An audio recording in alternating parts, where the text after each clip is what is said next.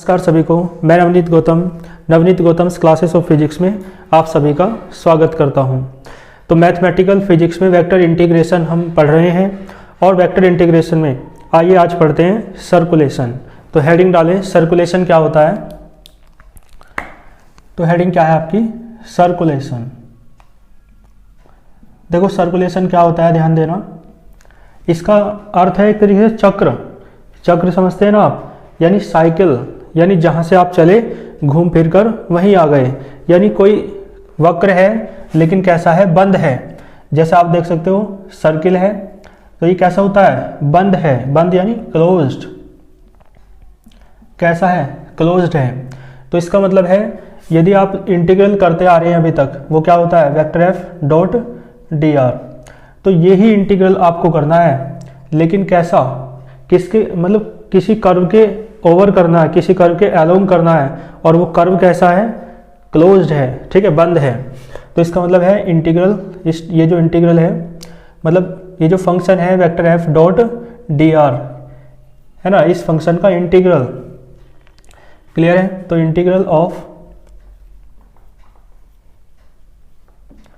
ठीक है, integral of vector F dot D R और किसके अलोंग, अलोंग द कर्व। अभी तक कर्व लेते आ रहे थे, कर्व से लिमिट लेते हैं ना, तो अलोंग द कर्व। लेकिन कर्व कैसा है, यहां पर एक बात और जुड़ जाएगी, क्लोज्ड कर्व। ठीक है, ये along the curve which is closed.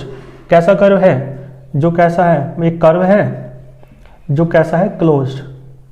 ठीक है, कैसा है, बंद है। ठीक है, एक बंद वक्र के अनुदिश आप इस फंक्शन का क्या कर रहे हैं, इंटीग्रल कर रहे हैं, तो उसे आप क्या कहते हैं, ठीक है, इसे आप कहते हैं इज कॉल्ड सर्कुलेशन।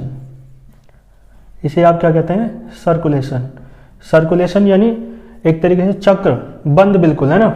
तो सर्कुलेशन, देखो इंटीग्रल जो है इसका, इसे तो आप ऐसे डिनोट करते हैं, है ना, सी यानी एक तरीके से मतलब किसी कर्व के अलोंग इंटीग्रल जो होता है, जिसे आप लाइन इंटीग्रल कहते हैं, ऐसे लिखते हैं। लेकिन यहाँ पर जो कर्व है, जो वक्र है, वो कैसा है, बंद है, इसलिए बस ये सिंबल और आ जाएगा। ठीक है, तो इस सिंबल का मीन्स क्या है, सर्कुलेशन है ना। सर्कुलेशन मैंने बताया कैसा इंटीग्रल है, इंटीग्रल है along the curve which is closed. ये अलोंग द क्लोज्ड कर्व, एक बंद वक्र के अनुदिश यदि आप इंटीग्रेशन करते हैं तो उसे क्या कहते हैं, सर्कुलेशन कहते हैं। और इसे किससे डिनोट करते हैं, इसे बोलते हैं क्लोज्ड इंटीग्रल।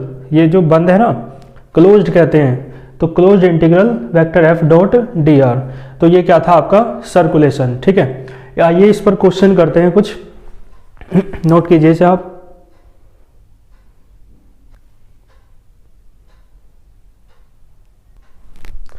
ठीक है, आइए एक न्यूमेरिकल करते हैं सर्कुलेशन का। बिल्कुल सिंपल सा न्यूमेरिकल है। वेक्टर ए दे रखा है आपको और आपको लाइन इंटीग्रल निकालना है, यानी सर्कुलेशन, है ना, क्लोज इंटीग्रल बोल सकते हैं इसे। Vector A dot D R निकालना है ना, इस पॉइंट से इस पॉइंट तक, और along the curve C. Curve जो है, कर्व की इक्वेशन दे रखी है, x बराबर y बराबर z बराबर।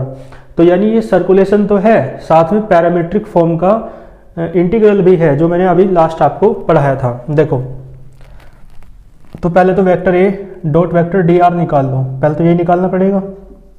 तो वेक्टर ए की वैल्यू लिखो 3x² प्लस 6y, है ना, आई कैप। बीच में क्या है, माइनस वो क्या है, ये 14 14yz जे कैप प्लस 20xz² के कैप। ठीक है, डॉट डी आर की वैल्यू आपको पता है, dx आई कैप प्लस dy जे कैप प्लस dz के कैप। आपको पता है i डॉट आई 1 हो जाएगा, तो ये बचेगा 3x² प्लस 6y, है ना, इंटू dx माइनस का 14yz जे डॉट जे 1 हो जाएगा इंटू dy प्लस के डॉट के 1 20xz² और इंटू dz। ठीक है जी, तो ये आ गया आपका vector A dot vector D are. ठीक है जी, इतना आ गया। अब आपको ये निकालना है इसका क्लोज्ड इंटीग्रल सर्कुलेशन, और लिमिट भी आपको चेंज करनी पड़ेगी। देखो लिमिट x बराबर 1 y बराबर 1 वो x बराबर 0 y बराबर 0 z बराबर 0, यहाँ पर x बराबर 1 y बराबर 1 z बराबर 1। ठीक है, तो किसी एक की सहायता से लिमिट चेंज आप कर सकते हो। ठीक है, तो देखो इफ़ यदि x बराबर 0 है तो आप पाएंगे t बराबर भी कितना होगा 0। ठीक है, यदि x बराबर 1 है तो आप पाएंगे t बराबर भी कितना होगा 1। इसकी हेल्प से निकाल लो, चाहे इसकी हेल्प से निकालो चाहे इसकी हेल्प से कन्वर्ट करो, लिमिट यही आ जाएगी। ठीक है, तो लिमिट 0 to 1 थी x की, तो क्लियर है, तो t की भी कितनी है 0 to 1। ठीक है, तो देखो अब इससे निकाल लेते हैं closed integral vector a dot dr। ध्यान देना, इसकी तो वैल्यू निकाल रखी है, क्लोज्ड इंटीग्रल इसकी वैल्यू रख दो, ये वाली कितनी है ये 3x² + 6y और इनटू में क्या है dx। ठीक है जी, माइनस 14yz dy और प्लस 20xz² dz। क्लियर है, अलग अलग कर लो। और आपको पता है x और y z की वैल्यू रखनी पड़ेगी, तो dx की वैल्यू भी रखनी पड़ेगी, dy की भी और dz की भी। तो आप देखो इधर देख लो साइड में, है ना, x बराबर कितना है t, तो देखो dx/dt निकालो, कितना आ जाएगा 1, तो यहाँ से dx किसके बराबर आएगा dt के। ठीक है, और y बराबर कितना है t², तो देखो dy/dt निकालो, कितना आएगा 2t, तो यहाँ से dy निकाल लो, कितना आएगा 2t × dt। और z बराबर कितना है t³, तो dz/dt निकाल लो, कितना आएगा 3t²। ठीक है, तो dz कितना आया 3t² × dt। ठीक है, सबके मान रखने हैं, आपको पता है, ये मैंने पैरामीट्रिक फॉर्म की बात आपको पहले ही बता रखी है, क्लोज्ड इंटीग्रल 3। ठीक है जी, x की वैल्यू रखो, x बराबर t है, तो हो जाएगा 3t² प्लस 6y की वैल्यू t² है, तो 6t² और dx की वैल्यू वो रही dt। ठीक है, माइनस 14y की वैल्यू है t², z की वैल्यू है t³ और dy की वैल्यू है 2t × dt। ठीक है जी, प्लस 20x की वैल्यू है t, z² की वैल्यू t³ तो t⁻6 हो जाएगा, dz की वैल्यू ये रही 3t² × dt। ठीक है, देखो सारा t में बदल गया, तो लिमिट भी अब t की ली जाएगी, है ना। तो लिमिट t बराबर कहाँ से 0 से लेकर 1 तक है, और पहले जो लिमिट थी यहाँ पर वो थी 0,0,0 से लेकर 1,1,1 तक। ठीक है, क्योंकि x y z तीनों है ना इसमें, तो लिमिट भी तीनों की हमने दिखाई। लेकिन यहाँ पर देखो केवल t है, तो लिमिट केवल किसकी दिखा रहे हैं t की, तो t बराबर 0 से 1 तक हो जाएगा। इसे थोड़ा सही से लिख लो, तो ये इंटीग्रल t बराबर 0 to 1। देखो 6 और 3 9, तो क्या जाएगा 9t² × dt। यहाँ देखो t⁻3 2 5 और एक 6, तो माइनस का 28 t⁻6 × dt। क्लियर है जी। और देखो प्लस 20 20 या 60 हो जाएगा, t⁻6 और 2 8 और एक 9 t⁻9, ठीक है, × dt। तो बस इंटीग्रल कर दो इसका और लिमिट रख दो। यहाँ तक है ना, चलो यहाँ तक नोट करो वीडियो को पॉज करके, और फिर मैं रफ करके थोड़ा आगे चलता हूँ। क्लियर है, तो मैं क्वेश्चन रफ कर रहा हूँ बस, है ना, इसकी वैल्यू निकालनी है निकाल लेंगे अभी। ठीक है, तो आप वीडियो को पॉज करके नोट कर लेना। देखो इसके बाद देखो ऊपर क्लोज्ड इंटीग्रल t बराबर कहाँ से कहाँ तक है 0 से 1 तक है। ये डायरेक्ट इंटीग्रल ही कर दूँ बस अब तो, है ना, तो इसे छोड़ो, बस डायरेक्ट क्या कर देते हैं इंटीग्रल कर देते हैं। देखो इंटीग्रल करोगे तो 9 ऐसे रहेगा और ये हो जाएगा t³ कितना जाएगा 3, T cube upon 3 D T है ना, टी के रेस्पेक्ट में हुआ है -28। देखो टी की पावर 7 अपॉन 7, ठीक है जी, प्लस देखो 60 ऐसे रहेगा और ये जाएगा टी की पावर 10 अपॉन 10, ठीक है जी। ये देखो तो लिमिट कहाँ से कहाँ तक है, 0 से 1 तक है, तो टी की जगह 1 रख दो तो 9/3 आएगा टी की जगह 1 रखने पर, और ये 7 4 जा 7 चौक 28 होते हैं ना, तो इसे भी काट लो, 3 3 जा 9 है ना, तो ये 3 बचेगा, 3 1 की पावर 3 यानी 1, तो 3 ही बचेगा केवल, है ना। टी ये भी 1 की पावर 7 और प्लस 0 से 0 कट गई, 6 बचा, टी की पावर यानी 1 की पावर 10, ठीक है, 1 बचा और बाकी 0 होता 0 हो जाएगा, 6 और 3 9, 9 में से 4 गए 5, तो 5 इसका आंसर है। आप इसे नोट कीजिए, बहुत ही अच्छा क्वेश्चन था। चलते हैं फिर आगे। आइए इसके बाद एक क्वेश्चन देखते हैं। देखो क्या कहा इसने, फाई जो है ना एक्स वाई जेड की टर्म है और ये किसके बराबर दे रखा है, 2xy के बराबर है फंक्शन फाई, वेक्टर f दे रखा है, ठीक है। तो आपको इवेल्युएट द लाइन इंटीग्रल्स, आपको इसका लाइन इंटीग्रल निकालना है और इसका लाइन इंटीग्रल ज्ञात करना है, ठीक है। और कहा आपसे c जो है वो कर्व है, पोर्शन है, कौन सा पोर्शन, कर्व का पोर्शन, यानी x बराबर t, y बराबर t स्क्वायर, z बराबर t क्यूब, पैरामीट्रिक फॉर्म का बेसिक लाइन इंटीग्रल का क्वेश्चन है जो मैं आपको पहले ही समझा चुका हूँ। तो देखो और लिमिट दी है t की 0 से लेकर 1 तक, क्लियर, बहुत आसान सा क्वेश्चन है। देखो इसका पहले फर्स्ट पार्ट कर लेते हैं। तो इंटीग्रल फाई डी आर, देखो लाइन इंटीग्रल है, फाई की वैल्यू रखो 2xy और डी आर आप जानते हो ये वेक्टर डी आर है, क्या होता है dx i cap plus dy j cap plus dz k cap, होता है ना यही। चलो तो इसकी वैल्यू आपको निकालनी है बस, और कुछ नहीं करना। तो ध्यान देना, c 2x का मान रखो t, ऐसा तो इंटीग्रल होगा नहीं, पैरामीट्रिक फॉर्म में बदलना पड़ेगा, y का मान रखो t स्क्वायर और dx dy dz का भी मान चाहिए। तो देखो यहाँ साइड में कर लेते हैं, है ना, x बराबर t है, तो आप बताओ dx अपॉन dt क्या आएगा, 1 आएगा, तो dx बराबर किसके आ जाएगा, dt के। इधर देखो ये चीज़ भी आपको करके दिखानी है, साइड में कर लो या पहले कर लो क्वेश्चन में। y बराबर t स्क्वायर है, तो देखो dy अपॉन dt क्या आएगा 2t, तो dy किसके बराबर आएगा 2t इंटू डी टी, और देखो z बराबर क्या है t क्यूब है ना, t क्यूब, तो देखो dz अपॉन dt कितना आएगा 3t स्क्वायर, तो dz बराबर आएगा 3t square into D T, clear है। तो देखो dx का मान रखो क्या है dt i कैप है ना, प्लस dy का मान रखो 2t dt j cap, dz का मान रखो 3t स्क्वायर और dt और into k cap, clear.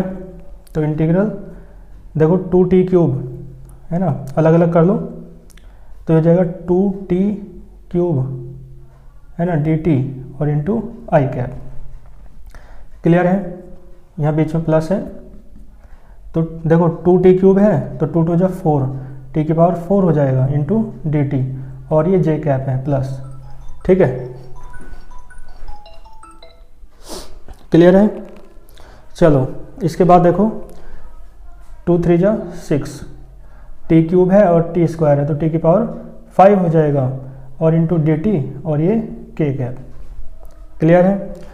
t की लिमिट कहाँ से कहाँ तक है, 0 से 1 तक है, तो t में कर दिया कन्वर्ट, तो अब तो लिमिट रख दो, ठीक है। अलग अलग करना चाहो कर सकते हो, नहीं तो ऐसे ही इसका इंटीग्रेशन कर दो।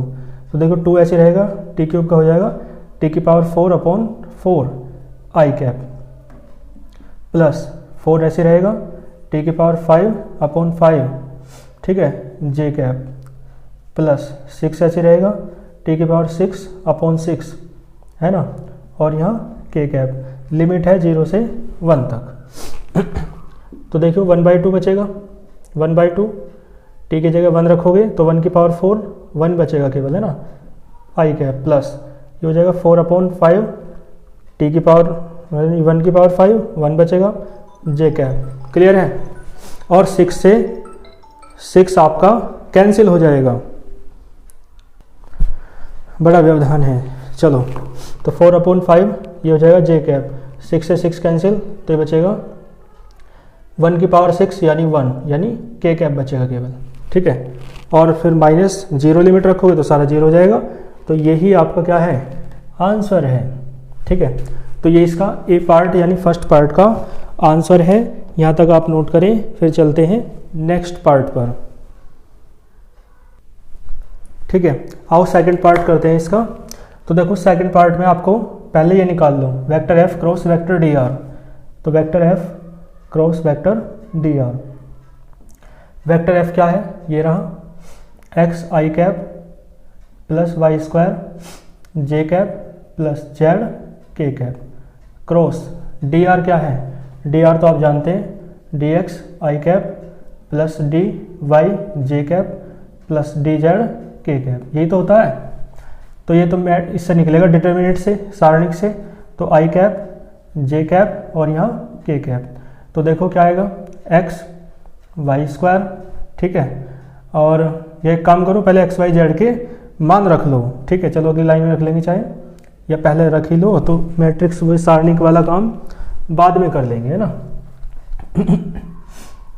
तो देखो x की जगह क्या रखो, t, तो ये जगह t आई कैप प्लस y की जगह t स्क्वायर है तो y का स्क्वायर t की पावर 4 हो जाएगा j कैप प्लस z की जगह t क्यूब है तो t cube k cap cross dx का भी मान रखो, dx का मान ये रहा dt आई कैप। ठीक है। t में कन्वर्ट करना है ना, प्लस dy का मान रख लो, तो क्या है 2t dt और इंटू जे कैप। क्लियर है जी। और प्लस dz का मान रखो, ये हो जाएगा आपका 3t स्क्वायर dt और इंटू के कैप। क्लियर है। अब कर लो तो क्या आ जाएगा आई कैप जे कैप और यहाँ के कैप। तो देखो आई के गुना में t, जे के गुना में t की पावर 4, के गुना में t क्यूब। इधर देखो आई के गुना में dt, इधर 2t और इधर 3t स्क्वायर। ठीक है जी।